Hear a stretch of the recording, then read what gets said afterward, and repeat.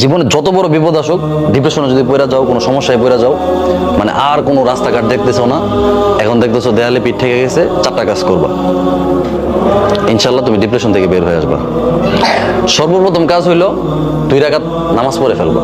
উযু করে 2 রাকাত নামাজ পড়ো। নামাজ পড়ে তুমি আল্লাহ তাআলার কাছে পরামর্শ চাইবা, আল্লাহ আমি তো এই সমস্যায় পড়ে গেছি, আমার তো হঠাৎ করে বাবা মারা গেছে, আমি তো এখন চোখে কিছু দেখতেছি না, আমি তো এই অন্যায়টা করে ফেলছি, আমি কি করব? আল্লাহ তাআলা তোমাকে পরামর্শ দিবে।